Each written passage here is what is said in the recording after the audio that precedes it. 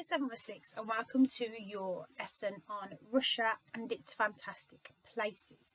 We're going to look at to what extent does the size of Russia impact its population size.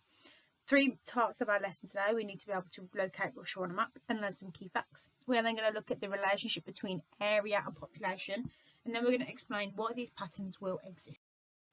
First of all, I'm going to have a go at relocating Russia. I have on your screen now got a map of the world, and I've split it into north, east, south and west. So north is above the black line that you can see, which is the equator, and south is below the black line, and then east and west to the sides.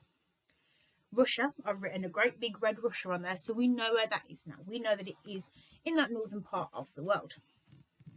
What I want you to do is, I want you to write out the gap fill below on the screen, and I want you to fill in the gaps using the word bank and the maps to help you to complete the paragraph. So the gap fill is Russia is found in the something hemisphere, in the something of the continent of something. Countries like something and something are to the south. The something ocean is to the something. You need to replace all of those somethings with words from the word bank, which is down here in bold at the bottom. Have a go at that now. This should take you around 5 minutes because you are writing out the gap fill as you do it. So pause the video and have a go at that now. There are maps still on the screen to help you out. If you look down here, this will give you a clue about the continent that Russia is on. Pause the video now. The next part of our lesson today then is talking about population and the area of Russia. So population is just a fancy word for how many people live in an area. An area is a fancy word for the size of a specific space. So for example, the area of Russia is large. The area of the UK is smaller than the area of Russia. Russia is the largest country in the world with over 17 million square kilometres. But the ninth largest by population, 142 million. You would think that more people would live there because it's got so much space for people to live, but that is not the case. It's not one of the most populated countries in the world. I'm going to give you now 3 facts about Russia, and I want you to create a storyboard that looks like this. So you should have a box on top, 3 of them, and then the facts should be underneath.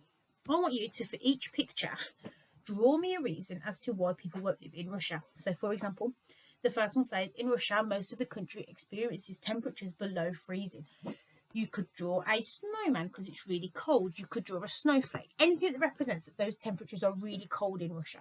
That is the developing part of the task, to draw 3 pictures that illustrates why people won't live there. The next part then that you could move on to, if you want to push yourself, is you could explain why this would stop people from living there.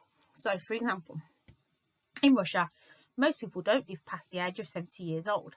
This would stop people choosing to live in Russia because, and you can write that underneath the fact you have already written in your storyboard.